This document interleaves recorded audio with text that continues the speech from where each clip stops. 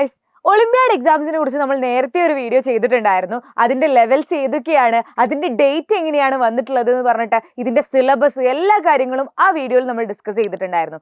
So ഈ ഒരു video എന്ന് പറയുന്നത് നമ്മളുടെ രജിസ്ട്രേഷൻ സ്റ്റാർട്ട് ചെയ്യാണ്. അപ്പോൾ രജിസ്ട്രേഷന്റെ ഡേറ്റ്സ് ഏതൊക്കെയാണ്, നിങ്ങൾക്ക് രജിസ്റ്റർ ചെയ്യാനുള്ള ഡേറ്റ് എന്നുള്ളതും, അതുപോലെ തന്നെ എങ്ങനെയാണ് IOQM എന്ന് RMOയിലേക്കുള്ള എൻട്രി നിങ്ങൾക്ക് എങ്ങനെയാണ് കിട്ടുന്നത് എന്നുള്ളതും ആ കാര്യങ്ങളാണ് ഈ ഒരു വീഡിയോയിലൂടെ നമ്മൾ ഡിസ്കസ് ചെയ്യാൻ പോകുന്നത്. അപ്പോൾ കഴിഞ്ഞ വീഡിയോ നിങ്ങൾ കണ്ടിട്ടില്ല എങ്കിൽ ജസ്റ്റ് ഒന്ന് അത് എടുത്ത് കാണുക കേട്ടോ.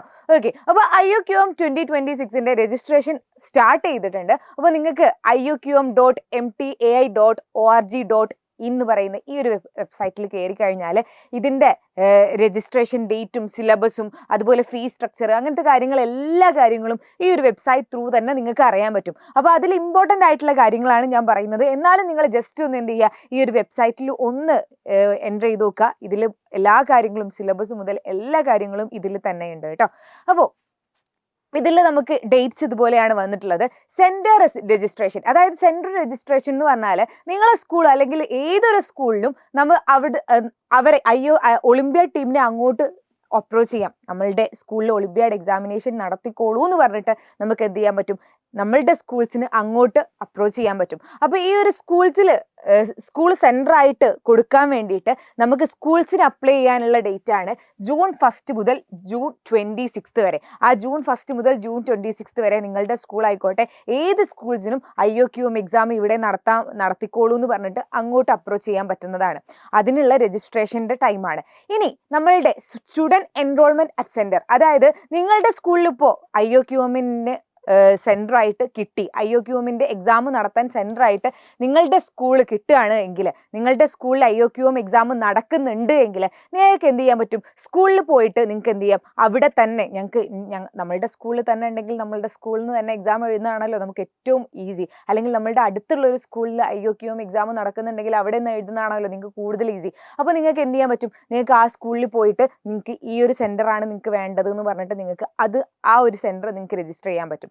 ആൻഡ് അടുത്തെന്ന് പറയുന്നത് ഓൺലൈൻ എൻറോൾമെൻ്റ് ആണ്. അതായത് നിങ്ങളുടെ അടുത്തുള്ള സ്കൂൾസിലോ നിങ്ങളുടെ സ്കൂളിലോ ഒന്നും IOQM നടക്കുന്നില്ല, നിങ്ങൾക്ക് അറിയുന്ന സ്കൂൾസിലൊന്നും IOQM എക്സാം നടക്കുന്നില്ല, നിങ്ങൾക്ക് പെട്ടെന്ന് എത്തിപ്പെടാൻ പറ്റുന്ന സ്കൂൾസിലൊന്നും IOQM എക്സാം നടത്തുന്നില്ല എങ്കിൽ നിങ്ങൾക്ക് എന്ത് ചെയ്യാൻ പറ്റും, നിങ്ങൾക്ക് സാധാ പോലെ തന്നെ ഇവരുടെ വെബ്സൈറ്റിൽ കയറി, ഞാൻ വെബ്സൈറ്റ് ഓൾറെഡി പറഞ്ഞു, ആ വെബ്സൈറ്റിൽ കയറിയിട്ട് ഓൺലൈനായിട്ട് രജിസ്റ്റർ ചെയ്യാൻ പറ്റും. ഓൺലൈനായിട്ട് രജിസ്റ്റർ ചെയ്തിട്ട് ഇവർ തന്നെ നിങ്ങൾക്ക് എന്ത് ചെയ്യും, അങ്ങോട്ടൊരു സെൻറ്റർ തരുന്നതാണ്. ഇനി അടുത്തെന്ന് പറയുന്നത് നമ്മളുടെ എക്സാം ഡേറ്റ് ആണ്. എക്സാം ഡേറ്റ് ഞാൻ കഴിഞ്ഞ വീഡിയോയിലും പറഞ്ഞിട്ടുണ്ട്. IOQM എക്സാമിൻ്റെ ഡേറ്റ് എന്ന് പറയുന്നത് September 6 ആണ് IOQM എക്സാമിൻ്റെ ഡേറ്റ് എന്ന് പറയുന്നത്. സോ ഈ ഒരു IOQM 2026 എക്സാം എഴുതി കഴിഞ്ഞാൽ നിങ്ങൾക്ക് 2 സർട്ടിഫിക്കറ്റ് ആണ് കിട്ടാൻ പോകുന്നത്. അതിൽ ഒന്നാമത്തത് എന്ന് പറഞ്ഞാൽ നാഷണൽ സർട്ടിഫിക്കറ്റും ഉണ്ട്, ആൻഡ് രണ്ടാമത്തത് എന്ന് പറയുന്നത് റീജിയണൽ സർട്ടിഫിക്കറ്റും ഉണ്ട്. അതായത് നാഷണൽ സർട്ടിഫിക്കറ്റ് കിട്ടാൻ പോകുന്നത് ഒരു 10% ഓഫ് ആൾക്കാർക്കാണ്. അതായത് മൊത്തം ഒരു 10 ലക്ഷം ആൾക്കാർ എക്സാം എഴുതിയെങ്കിൽ 10 ലക്ഷം കുട്ടികൾ ഒളിമ്പ്യാഡ് അതിൽ ഫസ്റ്റ് ലെവൽ IOQM 2026 എക്സാം ഈ ഒരു 10 ലക്ഷം കുട്ടികൾ എഴുതിയിട്ടുണ്ടെങ്കിൽ ആ 10 ലക്ഷത്തിൻ്റെ 10% ആൾക്കാർക്കായിരിക്കും ഈ ഒരു നാഷണൽ സർട്ടിഫിക്കറ്റ് കിട്ടാൻ പോകുന്നത്. അതുപോലെ റീജിയണൽ സർട്ടിഫിക്കറ്റ് എന്ന് പറയുന്നത് നിങ്ങളുടെ റീജിയൻ ഇപ്പോൾ കേരളയാണെങ്കിൽ കേരളത്തിൽ നമുക്കിപ്പോൾ ഒരു 10,000 കുട്ടികളാണ് എഴുതിയിട്ടുള്ളെങ്കിൽ ആ 10,000ത്തിൻ്റെ 10% ആൾക്കാർക്ക് എന്ത് കിട്ടും, റീജിയണൽ സർട്ടിഫിക്കറ്റ് കിട്ടും. സോ ഇതാണ് നിങ്ങൾക്ക് സർട്ടിഫിക്കറ്റ് കിട്ടാനുള്ള ഒരു എലിജിബിലിറ്റി എന്ന് പറയുന്നത്. ഇനി നമ്മളുടെ IOQM എക്സാം കഴിഞ്ഞു. നമുക്കറിയാം IOQM എക്സാം കഴിഞ്ഞാൽ അടുത്ത ലെവലാണ്, ഒളിമ്പ്യാഡിൻ്റെ അടുത്ത ലെവലാണ് RMO എക്സാം എന്ന് പറയുന്നത്. അപ്പോൾ IOQM എക്സാം എഴുതി കഴിഞ്ഞതിന് ശേഷം RMO ലെവലിലേക്ക് ആർക്കൊക്കെ എൻട്രി കിട്ടും എന്നുള്ളതാണ് അടുത്തതായിട്ട് മിസ് പറയാൻ പോകുന്നത്. അതായത് RMOയിലേക്ക് എൻട്രി കിട്ടാൻ കാറ്റഗറി A ഉണ്ട്, കാറ്റഗറി B ഉണ്ട്. കാറ്റഗറി A എന്ന് പറയുന്നത് കാറ്റഗറി Aയിലുള്ളത് 8th to 11th സ്റ്റുഡൻസിനാണ് കാറ്റഗറി എയിൽ വരുന്നത്. Category A 8th to 11th വരെയുള്ള സ്റ്റുഡൻസ് ആണ് കാറ്റഗറി എയിൽ ഉൾപ്പെടുന്നത്. കാറ്റഗറി B എന്ന് പറയുന്നത് 12th പഠിക്കുന്ന സ്റ്റുഡൻസ് ആണ് കാറ്റഗറി ബിയിലുള്ളത്. അപ്പോൾ കാറ്റഗറി എയിലത്തെ സ്റ്റുഡൻ്റ് ആണെങ്കിൽ അവർക്ക് RMO എന്ന് പറയുന്ന എക്സാമിലേക്ക്, RMO ലെവലിലേക്ക് അവർ എൻ്റർ ചെയ്യാനുള്ള കാറ്റഗറി എന്ന് പറയുന്നത് 10% of total mark. 10% of total mark, അതായത് നമ്മളുടെ IOQM എക്സാം എത്രയിലാണോ നടക്കുന്നത് അതിൽ 10% മാർക്ക് നിങ്ങൾക്ക് കിട്ടിയിട്ടുണ്ടെങ്കിൽ നിങ്ങൾക്ക് RMOയിലേക്ക് എന്ത് ചെയ്യാൻ പറ്റും, RMOയിലേക്ക് രജിസ്റ്റർ ചെയ്യാൻ പറ്റും. ഇനി RMO രജിസ്റ്റർ ചെയ്ത കുട്ടികളിൽ നിന്നും ടോപ്പ് 200 സ്റ്റുഡൻസിന് മാത്രമേ എന്ത് ചെയ്യാൻ പറ്റുന്നുള്ളൂ, RMO എക്സാം എഴുതാൻ പറ്റുള്ളൂ. നിങ്ങളുടെ റീജിയണിലെ ടോപ്പ് 200 സ്റ്റുഡൻസിന് മാത്രമായിരിക്കും എന്ത് പറ്റുന്നത്, RMO എക്സാം എഴുതാൻ പറ്റുന്നത്. അതുപോലെ തന്നെ എന്തുണ്ട്, 5 അഡീഷണൽ ഗേൾസ് സ്റ്റുഡൻസിന് സ്പെഷ്യൽ റിസർവേഷനും കൂടി കിട്ടുന്നുണ്ട് കേട്ടോ. ഗേൾസ് കോട്ട വരുന്നുണ്ട്. ഇനി നമ്മളുടെ കാറ്റഗറി ബി എന്ന് പറയുന്നത് 12th സ്റ്റുഡൻസ് ആണ്. കാറ്റഗറി ബി 12th സ്റ്റുഡൻസ് ആണ്. ആ 12th സ്റ്റുഡൻസിന്റെ കാറ്റഗറി ബിയിലും RMOയിലേക്കുള്ള എൻട്രിന്റെ ഒന്നാമത്തെ ക്രൈറ്റീരിയ എന്ന് പറയുന്നത് നമ്മളുടെ ടോട്ടൽ മാർക്കിന്റെ IOQMന്റെ ടോട്ടൽ മാർക്കിന്റെ 10% ഓഫ് മാർക്ക് എന്ത് കിട്ടണം? ഇതിന് 10% ഓഫ് മാർക്ക് കിട്ടിയാൽ മാത്രമേ നമുക്ക് RMOയിലേക്ക് രജിസ്റ്റർ ചെയ്യാൻ പറ്റൂ. ഈ RMOയിലേക്ക് രജിസ്റ്റർ ചെയ്ത കുട്ടികളിൽ നിന്നും 40 സ്റ്റുഡൻസിനാണ് നമുക്ക് RMO എക്സാം എഴുതാൻ പറ്റുന്നത്. 40 സ്റ്റുഡൻറ് എന്ന് പറയുന്നത് നിങ്ങളുടെ റീജിയനിലെ, നിങ്ങൾ കേരള റീജിയൻ ആണെങ്കിൽ നിങ്ങളുടെ റീജിയനിലെ 40 സ്റ്റുഡൻസിനാണ് RMO എക്സാം എഴുതാൻ പറ്റുന്നത്. അപ്പോൾ പിന്നെ നമ്മളുടെ ഗേൾസിന് സ്പെഷ്യൽ റിസർവേഷൻ ഒന്നും ഇല്ല കേട്ടോ നമ്മളുടെ കാറ്റഗറി ബിയിൽ. അപ്പോൾ കാറ്റഗറി എയിൽ 8th to 11th കുട്ടികളാണെങ്കിൽ IOQM കഴിഞ്ഞ് RMOയിലേക്ക് എൻട്രി വേണം എന്നുണ്ടെങ്കിൽ 10% ഓഫ് മാർക്ക് കിട്ടണം നമ്മളുടെ IOQMൽ.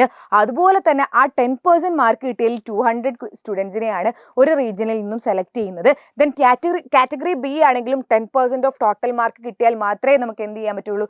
രജിസ്റ്റർ ചെയ്യാൻ പറ്റുള്ളൂ. അതിൽ നിന്നും 40 സ്റ്റുഡൻസിനെയാണ് നമ്മളുടെ ഒരു റീജിയനിൽ നിന്നും സെലക്ട് ചെയ്യുന്നത്.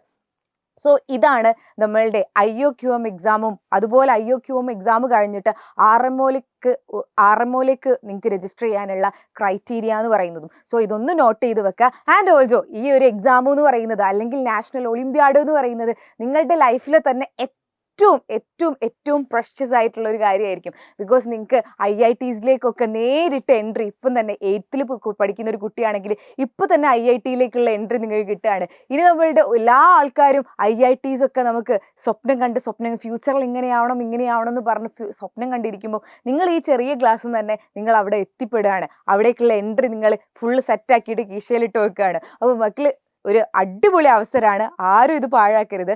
അടിപൊളിയായിട്ട് മാത്സ് അറിയാമെങ്കിൽ, മാത്സ് അത്യാവശ്യമൊക്കെ വശമുണ്ട് എങ്കിൽ നിങ്ങൾ എന്ത് ചെയ്യുക? എന്തായാലും രജിസ്റ്റർ ചെയ്യുക കേട്ടോ.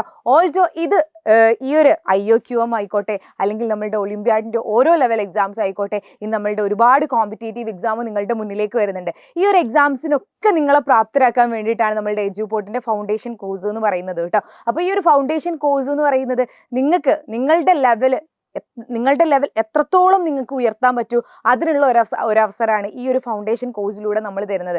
നിങ്ങളുടെ ചാമ്പ്യൻസ് ആക്കിയിട്ട് മാത്രമേ നമ്മൾക്ക് ഉറക്കുള്ളൂ എന്നുള്ള ആ ഒരു മുദ്രാവാക്യത്തോടെ അല്ലെങ്കിൽ ആ ഒരു പ്രതിജ്ഞയോടെ കൂടിയാണ് ഇവിടുത്തെ ഓരോ ഫാക്കൽറ്റീസും നിങ്ങൾക്ക് ഈ ഒരു ഫൗണ്ടേഷൻ കോഴ്സ് പ്രൊവൈഡ് ചെയ്യുന്നത്. അപ്പോൾ മെയിൻലി NITസും IITസും ഡോക്ടേഴ്സും തന്നെയാണ് നിങ്ങൾക്ക് ക്ലാസ് എടുക്കുന്നത്. അപ്പോൾ ഫൗണ്ടേഷൻ കോഴ്സിൽ ജോയിൻ ചെയ്യണം അല്ലെങ്കിൽ ഫൗണ്ടേഷൻ കോഴ്സിനെ കുറിച്ച് കൂടുതൽ അറിയണം എന്നുണ്ടെങ്കിൽ നിങ്ങൾ എന്തായാലും നമ്മളുടെ കമൻറ്റ് ബോക്സിന് മുകളിലായിട്ട് രജിസ്ട്രേഷൻ ലിങ്ക് കാണാൻ പറ്റും. അതിലൊന്ന് രജിസ്റ്റർ ചെയ്തിടാം കേട്ടോ. എന്നിട്ട് നമ്മൾ ഇവിടുന്ന് കോൾ ചെയ്യുന്നതായിരിക്കും. അതുപോലെ തന്നെ NMMSൻ്റെ USSൻ്റെ എക്സാംസിലൊക്കെ നല്ല മാർക്ക് സ്കോർ ചെയ്തിട്ടുണ്ടെങ്കിൽ അവർക്കൊക്കെ സ്കോളർഷിപ്സ് ഒക്കെ ഉണ്ട്. അപ്പോൾ വെറുതെ പാഴാക്കണ്ട. അടിപൊളിയായിട്ട് നമ്മളുടെ ഒളിമ്പ്യാഡിന് വേണ്ടിയിട്ട് നിങ്ങൾ പഠിക്കുക, രജിസ്റ്റർ ചെയ്യുക, ഡേറ്റ്സ് മറക്കരുത്, ഫ്രണ്ട്സിലേക്ക് ഒന്ന് ഷെയർ ചെയ്യുക. സോ മറ്റൊരു വീഡിയോയുമായി കാണാം. അതുവരേക്കും ബൈ.